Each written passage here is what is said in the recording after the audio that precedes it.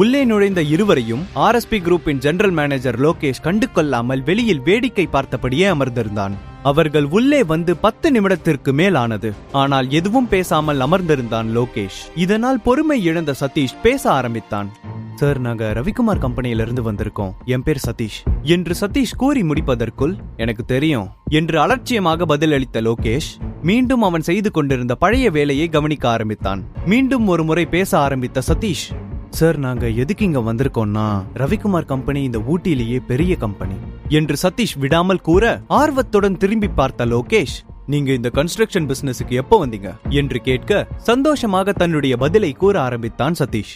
சதீஷ் யாராக இருந்தாலும் பேசியே கவிழ்த்து விடுவான். லோகேஷிடம் ரவிக்குமாரின் கம்பெனி பெருமைகளை பற்றி பேச ஆரம்பித்தான். புதிதாக உருவாக்கி இருக்கும் இன்ஜினியரிங் டீமை பற்றியும் இத்தனை காலமாக அவர்கள் செய்து வந்த ரியல் எஸ்டேட் பிசினஸை பற்றியும் பேசிக்கொண்டே போனான். ஆனால் லோகேஷோ கண்களை மூடி ஆழ்ந்த உறக்கத்தில் இருந்தான். தன் கோபத்தை அடக்க பெருமூச்சு விட்டவன் பின் சத்தமாக லோகேஷ் சார் என்று அழைத்தான். என்னாச்சு என்று கண்களை கசக்கிக் கொண்டான் லோகேஷ்.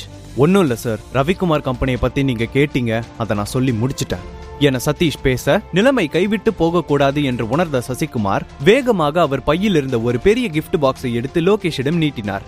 சசிகுமாரை மேலும் கீழும் பார்த்த லோகேஷ் டேபிள் மீது இருந்த பாக்ஸை ஓபன் செய்தார். அதில் ரேராக கிடைக்கக்கூடிய விலை உயர்ந்த ஒயின் பாட்டில் உள்ளே இருந்தது. அதை பார்த்து லோகேஷ் புன்னகைத்தார். உங்க பேர் என்ன சொன்னீங்க? சதீஷ் ரைட் என சந்தேகமாக அவன் கூற, அவ்விருவருக்கும் இந்த ப்ராஜெக்ட் எப்படியாவது தங்கள் கைக்கு வந்துவிடும் என்ற நம்பிக்கை மீண்டும் முளைக்க ஆரம்பித்தது. நீங்க ரவிக்குமார் கம்பெனியோட எல்லாத்தையும் சொல்லி முடிச்சிட்டீங்க, ஆனா உங்களுக்கே தெரியாத உங்க கம்பெனியில இருக்க முக்கியமான ஒன்ன பத்தி சொல்ல மறந்துட்டீங்க என்று லோகேஷ் கூற சதீஷும் அவனுடைய தந்தையும் குழப்பத்தில் ஒருவரை ஒருவர் பார்த்து கொண்டனர். எங்களுக்கே தெரியாதா? அப்படி என்ன விஷயம் சார் என ஆர்வமாக சசிகுமார் கேட்டார். நக்கலாக சிரித்த லோகேஷ், அதுதான் கனவு காண்றது என்று கூறி மீண்டும் ஒரு முறை சிரித்தான். இது எவ்வளோ பெரிய ப்ராஜெக்ட்னு உங்களுக்கு தெரியுமா? இந்த மாதிரி இடத்துல உங்களுக்கு எப்படி சான்ஸ் கிடைக்கும்னு வந்தீங்க? இதெல்லாம் நீங்க கனவுல கூட நினைச்சு பார்க்க முடியாத ஒரு விஷயம். அதுவரை சிரித்த முகத்துடன் இருந்த இருவரின் முகமும் மாறியது. நாற்காலியை உதறிவிட்டு எழுந்த சதீஷ், இந்த ஊட்டி என்னோட கண்ட்ரோல்ல தான் இருக்கு. எங்களை அவமானப்படுத்திட்டு நீ இந்த இடத்துல எப்படி ரெசார்ட் கட்டுறன்னு பாக்குற? சதீஷ் கத்தியது அறையின் வெளியில் இருந்த செக்யூரிட்டியின் காதில் விழுந்தது. வேகமாக உள்ளே வந்த செக்யூரிட்டிகள் ஆக்ரோஷமாக லோகேஷை நோக்கி சென்ற சதீஷை பிடித்தனர். ஒரு நிமிஷம் வெயிட் பண்ணுங்க, இது என்ன ஒயின்னு சொன்னீங்க என்று அங்கிருந்த ஒயின் பாட்டிலை கையில் எடுத்தவன் சட்டென்று கீழே போட்டு உடைத்தான். ஊப்ஸ், சாரி, தெரியாம கீழே போட்டு உடைச்சிட்டேன் என்று நக்கலாகவும் சிரிக்க சதீஷ் சீறிக்கொண்டு அவனை அறைய வந்தான்.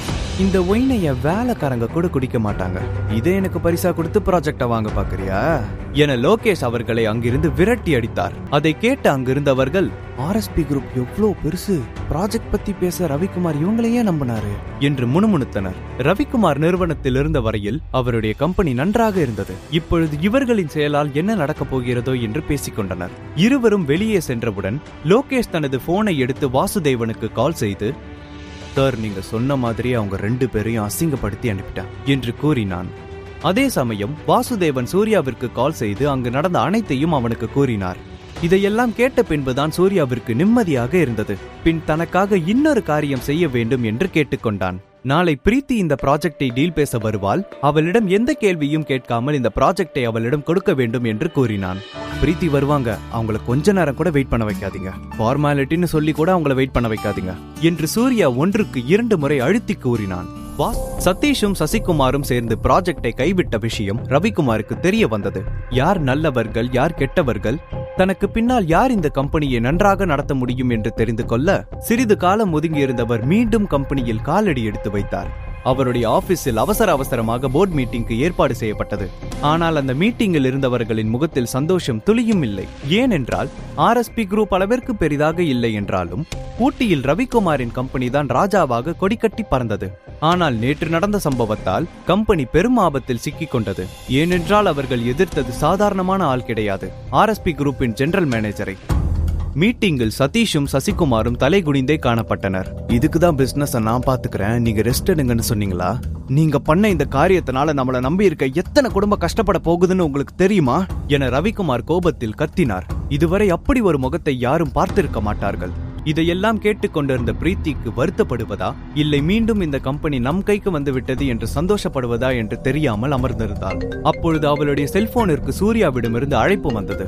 10 சேர் தள்ளி அமர்ந்திருந்த சூர்யாவை எட்டி பார்த்தாள். அவன் போனை எடுக்குமாறு சைகையால் கூறினான். போனை எடுத்த பிரீத்தியிடம், நீங்க என்ன முழுசா நம்புறீங்களா? அப்படின்னா இந்த ப்ராஜெக்டை நான் எப்படியாவது முடிச்சு காட்டுறேன். நம்ம கம்பெனி மேல இருக்கிற கெட்ட பேர் எல்லாம் நான் மாத்தி காட்டுறேன்னு உங்க அப்பா கிட்ட சொல்லுங்க. பிளீஸ் பிரீத்தி, எனக்கு ஒரு சான்ஸ் கொடுங்கன்னு மட்டும் கேளுங்க என்று சூர்யா அவளை பார்த்து கொண்டே தூரத்திலிருந்து பேசினான். திருமணமாகி இந்த 3 வருடத்தில் சூர்யா ஒருமுறை கூட தனக்காக எதையும் கேட்டதில்லை. ஆனால் சூர்யா சொல்வதையும் செய்யாமல் இருக்க முடியவில்லை. ரவிக்குமார் பேசிக் கொண்டிருக்க சற்றென்று எழுந்து நின்றாள் பிரீத்தி. அப்பா, இந்த ப்ராஜெக்டை நான் எப்படியாவது முடிச்சு காட்டி கம்பெனிக்கு நல்ல பேர் வாங்கி தரேன். எனக்கு ஒரு சான்ஸ் கொடுங்க என்று தைரியமாக கூறினாள்.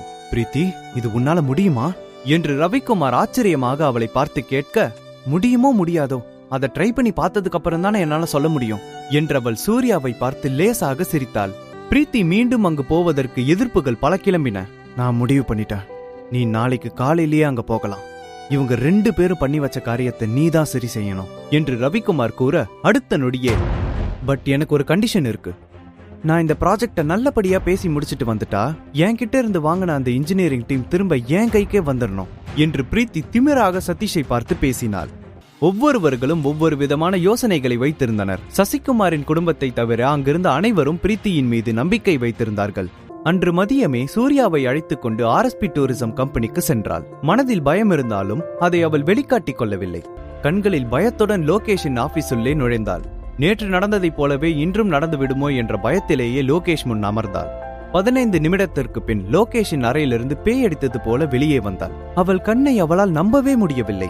கண்டிப்பாக இது கனவாக தான் இருக்கும் என்று பல முறை தன்னை கிள்ளி பார்த்து கொண்டாள்.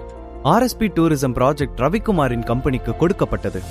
பிரீத்தி உடனே காரில் ஏறி சூர்யாவுடன் தனது ஆபீஸிற்கு விரைந்தாள். பின் ஆபீஸிற்கு வந்த பிரீத்தி யாரிடமும் பேசாமல் நேராக அவளுடைய கேபினுக்கு சென்று அமர்ந்தாள். பிரீத்தி எதுவும் பேசாமல் நேராக கேபினுக்கு சென்றதை பார்த்த அனைவரும் கண்டிப்பாக அங்கு ஏதோ நடந்திருக்கிறது, இந்த முறையும் அந்த ப்ராஜெக்ட் நம் கைக்கு வரவில்லை என்று நினைத்தனர். பின் அனைவரும் அங்கு என்ன நடந்தது என்று தெரிந்து கொள்வதற்காக காத்திருக்கிறார்கள் என்று சூர்யா சொன்னதும் பிரீத்தி மெதுவாக மீட்டிங் ரூமிற்கு சென்றாள். தன் முன்னே இருந்த ஃபைலை திறந்த பிரீத்தி, இந்த ப்ராஜெக்ட் இப்ப நம்மளோட கம்பெனிக்கு தான் கிடைச்சிருக்கு.